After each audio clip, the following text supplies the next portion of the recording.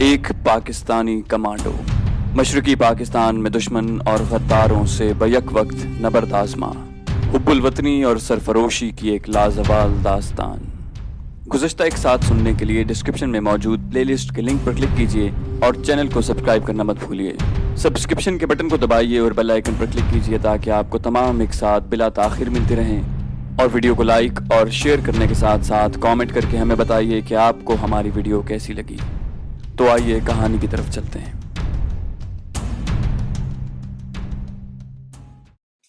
حالات اتنے بگڑ گئے تھے کہ اب کسی بھی افسر کو اکیلے سفر کرنے کی اجازت نہیں تھی۔ خصوصاً ہم جیسے اسپیشل ڈیوٹی افسروں کو تو سختی سے ہدایت کی گئی تھی کہ چھاؤنی سے باہر ہرگز اکیلے نہ نکلیں۔ ہم لوگ عموماً ایسے احکامات نظر انداز کر دیتے کہ کون اپنے ساتھ باڈی گارڈز کی فوج بھی پالتا پھرے۔ بمشکل چند لمحے ہی تو میسر آتے تھے جنہیں حفاظتی اقدامات کی نظر کر دینے کو جی نہیں چاہتا تھا۔ اس مرتبہ جب میں شہر کی طرف آنے لگا تو کرنل صاحب نے ایک حوالدار کو زبردستی میرے ساتھ کر دیا۔ اب وہی میری جیپ میں موجود تھا۔ جیپ میں نے احتیاطاً یہاں سے 2 فرلانگ دور کھڑی کر دی۔ واپس پہنچا تو جیپ میں لگے وائرلیس پر ایک پیغام میرا منتظر تھا۔ میں ہوائی اڈے کی طرف روانہ ہو گیا۔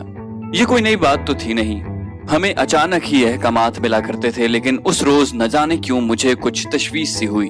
میں نے حوالدار کو ڈرائیونگ سیٹ پر بیٹھنے کو کہا اور خود اپنی گن سنبھالتا دوسری سیٹ پر بیٹھ گیا۔ ابھی ہم لوگ ہوائی اڈے سے کچھ دور ہی تھے کہ اچانک حوالدار نے بریک لگائی اور جیپ الٹتے الٹتے بچی۔ یکے بعد دیگرے 2 گولے زوردار دھماکوں کے ساتھ ہمارے قریب سے اپنے پیچھے چنگاریوں کی ایک لکیر چھوڑتے آگے گزر گئے۔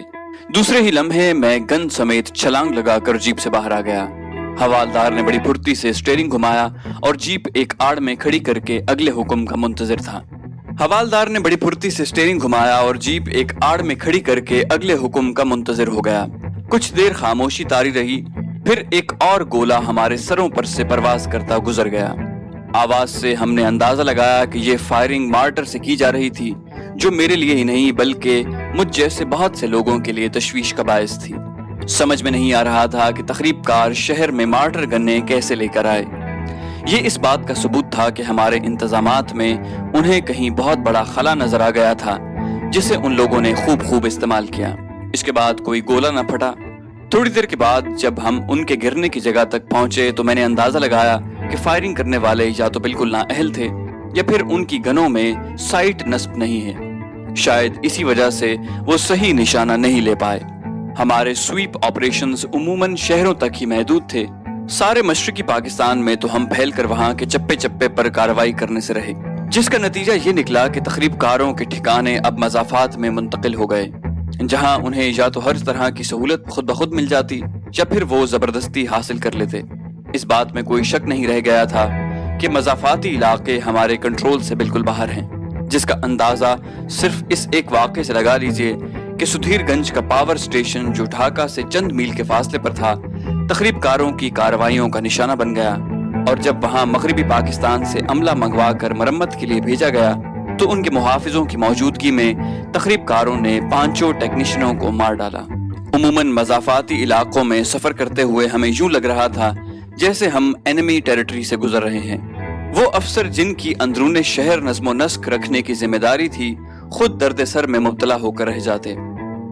مسلمان اور پاکستانی ہونے کی حیثیت سے وہ اپنے معصوم بے گناہ ورگلائے گئے پوربی پاکستانی بھائیوں کے خلاف کارروائی کرنے سے ہچکچاتے یا پھر اس وقت ان پر فائرنگ کرتے جب دشمن عین سر پر آ جاتا۔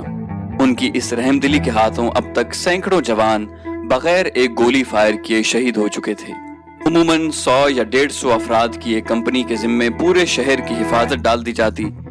ان کے فرائض میں متعلقہ علاقوں کے ریڈیو اسٹیشن، بجلی گھر، تار گھر اور اسی نوعیت کی دوسری حساس قسم کی تنصیبات کی حفاظت کرنا اور انہیں دشمن کے ممکنہ حملے سے محفوظ رکھنا شامل ہوتا۔ اول تو اتنے کم افراد سے اس بات کی توقع ہی رکھنا فوجی نقطہ نگاہ سے سوائے بے وقوفی کے اور کچھ نہیں۔ اس کے باوجود جوان معجزاتی طور پر اپنی ذمہ داریوں سے عہدہ برا ہو جاتے۔ اس طرح مجھ جیسے افسران جنہیں زیادہ تر میدان عمل میں رکھا جاتا خود کو خوش قسمت جانتے۔ ہم لوگ زیادہ کارروائیاں دشمن کے علاقے میں گھس کر ہی انجام دیا کرتے تھے یا عموماً دشمن کے بھرپور حملے کا سامنا کرنے جاتے تھے۔ چھاؤنیوں میں ہمیں لمبے آپریشن کے بعد محض 1-2 روز آرام کرنے کے لیے بلایا جاتا۔ یہ رعایت بھی کچھ خوش قسمتوں کو ہی حاصل تھی، جن میں سے اتفاقاً ایک میں بھی تھا، ورنہ تو میرے کئی ساتھی افسران پچھلے کئی مہینوں سے مستقل اپنے فرائض کی انجام دہی میں مصروف تھے۔ کبھی کبھی اپنے ہیڈ کوارٹر یا بٹالین ہیڈ کوارٹر میں ان کی خیریت کی اطلاع کسی محاذ سے آ جاتی، یا ان سے الگ ہو کر یہاں پہنچنے والے شدید زخمیوں کے ذریعے ان کی حالات کا علم ہو جاتا۔ ایک ہی کمپنی یا ایک ہی بٹالین میں رہتے ہوئے، جبکہ ہمارے فرائض کی نوعیت بھی قریباً ایک ہی جیسی ہوتی، ہمیں مہینوں ایک دوسرے کی شکل دیکھنا نصیب نہ ہوتا۔ بھارتی افواج کی اس قدر بالواسطہ مداخلت جو وہ مشرقی پاکستان میں کر رہی تھی، دیکھ کر اس وقت میں سوچا کرتا تھا کہ آخر ان لوگوں کو ہم پر حملہ کرنے میں کیا دشواریاں پیش آتی ہیں۔ پاکستان پر اپنی جارحانہ یلغار کے لیے انہوں نے عالمی رائے عامہ کو بھی اپنی چلیتر بازیوں اور پروپیگنڈے کے ذریعے کافی حد تک ہموار کر لیا تھا، اور مقامی طور پر بھی اپنی مکاریوں اور ریشہ دوانیوں سے، گھر کے بھیدیوں اور غداروں کے تعاون سے ایسے حالات پیدا کر لیے ہیں کہ اب ان کے حملے کے لیے میدان بالکل صاف تھا۔ اس وقت تو مجھے ان سوالوں کا کوئی جواب نہ ملا، لیکن ایک لمبی مدت کے بعد جب بھارت ہی سے اس سانحے پر کتابیں چھپیں جن میں سے اکثر بھارتی حکومت کی آشرواد پر ہی منظر عام پر آئیں، تو اس سوال کا جواب بھی بھارتی فوج کے ایک میجر کی تصنیف دی لائٹننگ کیمپین سے مل گیا۔ یہ جنرل اس منصوبے میں پوری طرح شامل تھا۔ وہ لکھتا ہے کہ در حقیقت مسلح افواج کو بھرپور حملہ کرنے کے لیے مزید مہلت درکار تھی، کیونکہ ہماری فوج کے کئی ڈویژن انتخابات کی وجہ سے اندرون ملک امن و امان برقرار رکھنے کے فرائض انجام دے رہے تھے۔ 2 ڈویژن فوج مغربی بنگال پہنچ چکی تھی، لیکن اس کا بھاری اسلحہ ابھی تک کشمیر میں موجود تھا۔ اس کے علاوہ ناگا اور میزو لینڈ کی ممکنہ شورش سے نمٹنے کے لیے 2 ڈویژن فوج مستقل وہاں موجود تھی۔ فضائیہ کے لیے بھی اضافی ہوائی اڈوں کی ضرورت تھی، اور سلچر میں واقع کری گرام کے ہوائی اڈے کی توسیع کا سلسلہ بھی جاری تھا۔ اس سلسلے کی ایک اور کتاب کے مطالعے سے یہ بات بھی سامنے آتی ہے کہ بھارت کو اپریل کے آخر تک بھی چین کی ممکنہ مداخلت کی شکل میں روسی امداد کی یقین دہانی حاصل نہیں ہوئی تھی، اور روس کی آشرواد کے بغیر بھارت کے لیے کھلی جنگ چھیڑنا ناممکن تھا۔ وہ لوگ بری طرح چین کے خوف کا شکار تھے۔ مصنف لکھتا ہے کہ ہمیں کم از کم ابھی 9 ماہ کی مدت درکار تھی تاکہ بھارت سرکار عالمی رائے عامہ کو ہموار کرے اور روس سے چین کی پاکستان کو ملنے والی ممکنہ امداد کے خلاف مدد کی یقین دہانی حاصل کر سکے۔ ان اقدامات کے بغیر حملے کا آغاز بالکل ناممکن تھا۔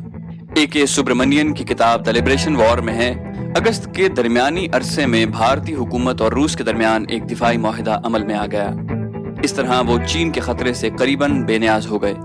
یہ درمیانی عرصہ گزرنے کے لیے بنگلہ دیش کی قائم کردہ جلا وطن حکومت نے، جس میں عوامی لیگ کے مفرور لیڈر خوندکر مشتاق، تاج الدین، منصور علی اور قمر الزمان وغیرہ شامل تھے، مکتی باہنی کو اپنی مسلح جدوجہد تیز کرنے اور پاکستانی افواج کو الجھائے رکھنے کے احکامات جاری کر دیے۔ سیاسی محاذ پر وہ لوگ پوری طرح سرگرم عمل تھے۔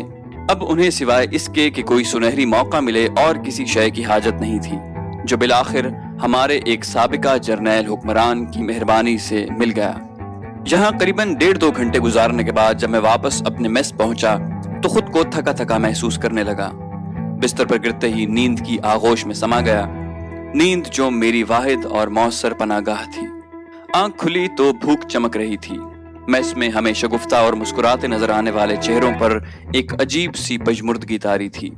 وہ لوگ چپ چاپ چوروں کی طرح ایک دوسرے سے شرمندہ سر جھکائے وہاں آتے اور بغیر برتنوں کی آواز پیدا کیے کھانا کھا کر چلے جاتے۔ چھاؤنی کے کھیل کے میدان بڑی بے بسی سے کھلاڑیوں کے منتظر رہتے، لیکن وہاں سوائے گراؤنڈ کی صفائی کرنے والے عملے کے اور کوئی نہ آتا۔ ساری دلچسپیاں اور ہنگامے جانے کہاں کھو کر رہ گئے تھے۔ وہاں تو ہر طرف ایک پراسرار سی خاموشی چھائی رہتی۔ اس سناٹے کو اگر کبھی کبھی مجروح کرتی تو اذان یا پھر آرمی وہیکلز کی نقل و حمل کرنے کی آواز۔ واپسی پر کمرے میں پہنچتے ہی اردلی نے میری ڈاک بڑے احترام سے پیش کر دی۔ اب ہمارے لیے دلچسپی کا واحد سامان یہی رہ گیا تھا کہ ہم خطوط پڑھ لیا کریں۔ مارچ کے سرچنگ لائٹ آپریشن سے دسمبر کی جنگ تک مکتی باہنی اور بھارتی کمانڈوز کی کارروائیوں کو 3 ادوار میں تقسیم کیا جا سکتا ہے۔ پہلا دور جون سے اگست کے آغاز تک کا ہے اور دوسرا اگست سے اکتوبر تک۔ پہلے دور میں ان کی کارروائیاں جھجک کر، سہم کر، ڈرتے ڈرتے، چھپتے چھپاتے انجام پاتی تھیں، جبکہ دوسرے دور میں وہ انڈین افواج کے باقاعدہ کمانڈوز کی مدد سے کھل کر اور گھات لگا کر حملہ کرنے لگے تھے۔ ہم لوگ اب دوسرے دور میں داخل ہو چکے تھے۔ یہ اکتوبر کا پہلا عشرہ تھا۔ اس میں مکتی باہنی نے محب وطن سیاسی لیڈروں کا قتل عام شروع کر دیا تھا۔ عوامی لیگ اور اس کی حلیف جماعتوں کے علاوہ وہ کسی جماعت کے ورکر کو بھی بلا تخصیص بنگالی یا بہاری معاف نہیں کرتے تھے۔ خصوصاً ڈھاکہ ان کی بہیمانہ کارروائیوں کا مرکز تھا، کیونکہ اب بھارتی ملٹری انٹیلیجنس نے اپنی زیادہ توجہ فوج کے اس اعصابی مرکز پر مرکوز کر رکھی تھی۔ بھارتی پروپیگنڈا مشینری ڈھاکہ شہر میں آئے روز اس طرح کی وارداتیں رونما ہونے پر دنیا بھر کو یہ باور کرانا چاہتی تھی کہ پاکستانی فوج نظم و نسق برقرار رکھنے میں بالکل ناکام ہو چکی ہے۔ یہ انسانی بربریت اور وحشت کا دور تھا۔ بنگالیوں کا شہر میں واقع ہر گھر مورچہ بن چکا تھا۔ مسلح افواج کو سختی سے ہدایت کی گئی تھی کہ وہ حملہ کرنے میں کبھی پہل نہ کریں۔ فوج شہر کے صرف ان مقامات پر حملے کرتی تھی جہاں سے اس پر فائر آتا تھا۔ ایسی کارروائیوں میں اس بات کا تو سوال ہی پیدا نہیں ہوتا کہ کچھ بے گناہ سویلین بھی نہ مارے جائیں، اور یہی بات بھارتی پریس اچھال کر مقامی آبادی اور رائے عامہ کو ہمارے خلاف کر رہا تھا۔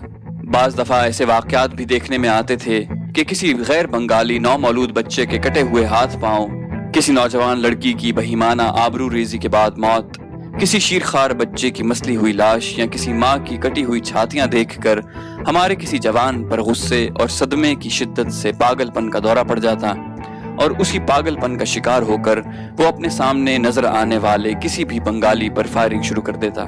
مشہور جنگی دفاع نگار ڈیوڈ لوشک اپنی کتاب پاکستان کرائسس میں لکھتا ہے کہ محدود ترین جنگی اندازے کے مطابق مشرقی پاکستان کے 55,136 مربع میل علاقے کے لیے کم از کم 2.5 لاکھ فوج درکار تھی، جبکہ صورتحال یہ تھی کہ ہمارے پاس افسروں اور جوانوں کی کل تعداد صرف 42,720 تھی۔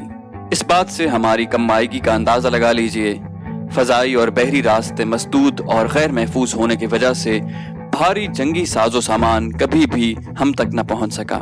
اکثر کمپنیاں جو مغربی پاکستان سے یہاں چارج سنبھالنے آتی، وہ اپنے ساتھ اپنے ہلکے ہتھیار ہی جلدی ملا سکتی تھی، ان کے بھاری ہتھیار عموماً وہیں رہ جاتے۔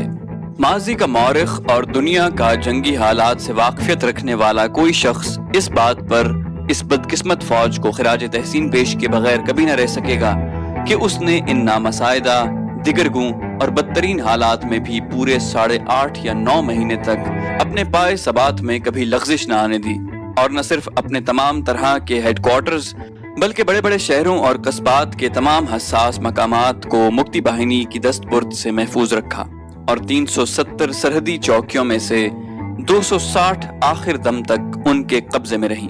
ان حالات میں سب سے زیادہ فوجیوں کے مورال پر جو چیز اثر انداز ہوئی وہ بے تحاشا زخمی، بیمار اور شہداء تھے، جن کی دیکھ بھال اور لاشوں کی روانگی کا معاملہ بری طرح کھٹائی میں پڑ گیا تھا۔ جو لوگ سرحدی مقامات کے نزدیک زخمی ہوتے انہیں فیلڈ ہسپتالوں تک منتقل کرنا اب ناممکن ہو کر رہ گیا تھا، کیونکہ اس طرف جانے والے راستوں میں سے اکثر پر مکتی باہنی نے بارودی سرنگیں بچھا رکھی تھیں، اور راستے میں آنے والے ہر ندی نالے، جنگل وغیرہ کے نزدیک وہ گھات لگائے ہوئے منتظر ہوتے تھے۔ اکثر فوجی کنوائے ان کی زد میں آ جاتے اور وہ بآسانی انہیں شکار کر لیتے۔ زخمیوں کو پیچھے لے جانے کا واحد ذریعہ ہیلی کاپٹر تھے، جن کی تعداد یہاں نہ ہونے کے برابر تھی۔